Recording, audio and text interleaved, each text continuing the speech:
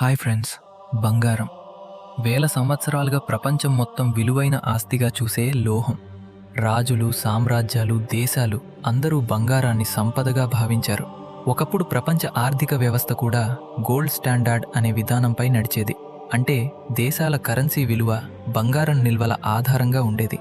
అది ఇప్పుడు లేకపోయినా బంగారం మీద విశ్వాసం మాత్రం ఇంకా తగ్గలేదు. బంగారం తుప్పు పట్టదు. గాలి, నీరు, కాలం ఎంత ప్రభావం చూపినా అది తన మెరుపు కోల్పోదు. ఈ గుణం వల్లే బంగారం శాశ్వత సంపదగా గుర్తింపు పొందింది. రసాయనపరంగా కూడా బంగారం చాలా స్థిరమైన మూలకం. ఇతర లోహాలు కాలక్రమేణా నశించవచ్చు, కానీ బంగారం మాత్రం చాలా కాలం పాటు అలాగే ఉంటుంది.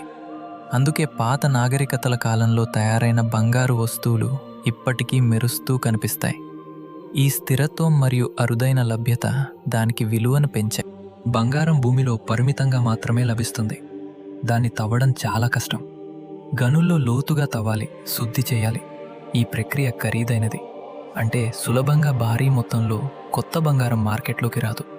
అందుకే అది ఎప్పుడూ విలువైనదిగానే ఉంటుంది. మొత్తానికి బంగారం కేవలం ఒక లోహం కాదు, అది ప్రకృతి ఇచ్చిన అరుదైన వనరు.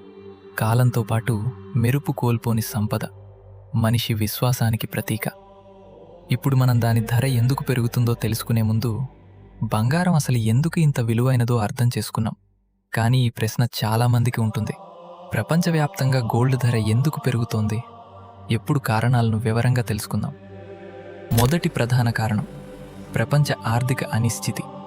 ఉదాహరణకు 2008లో జరిగిన గ్లోబల్ ఫైనాన్షియల్ క్రైసిస్, అలాగే 2020లో వచ్చిన కరోనా మహమ్మారి ప్రపంచ ఆర్థిక వ్యవస్థను కుదిపేశాయి.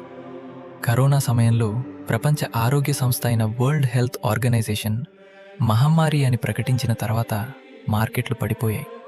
ఆ సమయంలో పెట్టుబడిదారులు స్టాక్ మార్కెట్ నుంచి డబ్బు తీసి సేఫ్ ఆస్తుల వైపు వెళ్లారు.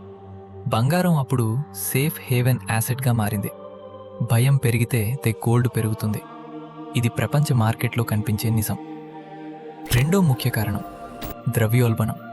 అమెరికా, యూరప్ వంటి దేశాలు ఆర్థిక వ్యవస్థను కాపాడటానికి భారీగా డబ్బు ముద్రించాయి.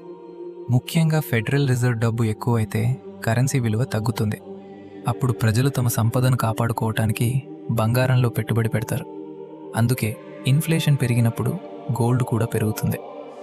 మూడో కారణం అమెరికా డాలర్. ప్రపంచంలో గోల్డ్ ధర డాలర్లలో నిర్ణయించబడుతుంది. డాలర్ బలహీనపడితే ఇతర దేశాల పెట్టుబడిదారులకు గోల్డ్ చవకగా అనిపిస్తుంది. దాంతో డిమాండ్ పెరుగుతుంది. డిమాండ్ పెరిగితే ప్రైస్ కూడా పెరుగుతుంది. ఇది ఒక గ్లోబల్ లింక్. నాలుగో కారణం యుద్ధాలు మరియు రాజకీయ ఉద్రిక్తతలు. దేశాల మధ్య యుద్ధాలు, ఆర్థిక ఆంక్షలు, వాణిజ్య సమస్యలు వచ్చినప్పుడు మార్కెట్లు అస్థిరంగా మారతాయి. అలాంటి సమయంలో పెట్టుబడిదారులు రిస్క్ తగ్గించడానికి గోల్డ్ కొనుగోలు చేస్తారు.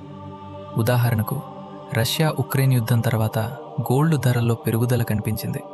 ఎందుకంటే ప్రపంచం అస్థిరంగా మారింది. ఐదో కారణం కేంద్ర బ్యాంకుల కొనుగోళ్లు. చాలా దేశాలు తమ విదేశీ మారక నిల్వల్లో భాగంగా గోల్డ్ నిల్వలు పెంచుతున్నాయి. ముఖ్యంగా కొన్ని దేశాలు డాలర్పై ఆధారపడకుండా ఉండేందుకు బంగారం కొనుగోలు చేస్తున్నాయి. ఇది గ్లోబల్ డిమాండ్ను మరింత పెంచుతుంది. ఇంకా ఒక ముఖ్యమైన విషయం, సప్లై పరిమితంగా ఉంటుంది. గోల్డ్ గనులు భూమిలో పరిమితంగా ఉన్నాయి. కొత్త గనులు కనుగొనడం కష్టం. తవ్వడం ఖరీదైన ప్రక్రియ. అంటే ఒక్కసారిగా భారీగా గోల్డ్ మార్కెట్లోకి రాదు. డిమాండ్ పెరుగుతుంటే సప్లై స్థిరంగా ఉంటే ధర సహజంగానే పెరుగుతుంది. ఇప్పటి ప్రపంచంలో మరో కొత్త ట్రెండ్ డిజిటల్ గోల్డ్, గోల్డ్ ఈటీఎఫ్ఎస్. ప్రపంచవ్యాప్తంగా పెట్టుబడిదారులు ఆన్లైన్ ద్వారా గోల్డ్లో పెట్టుబడి పెడుతున్నారు. ఇది డిమాండ్ను మరింత సులభంగా పెంచుతోంది. ముందు నగలు కొనేవారు, ఇప్పుడు పెట్టుబడి రూపంలో కొనుగోలు పెరిగింది. అయితే గోల్డ్ ఎప్పుడు పెరుగుతుందా? కాదు, కొన్ని కాలాల్లో తగ్గుతుంది కూడా. ఆర్థిక పరిస్థితులు బలంగా ఉన్నప్పుడు, స్టాక్ మార్కెట్లు మంచి లాభాలిస్తున్నప్పుడు గోల్డ్ డిమాండ్ తగ్గవచ్చు. కానీ ప్రపంచంలో అనిశ్చితి ఎక్కువగా ఉన్నప్పుడు గోల్డ్ మళ్ళీ మెరుస్తుంది.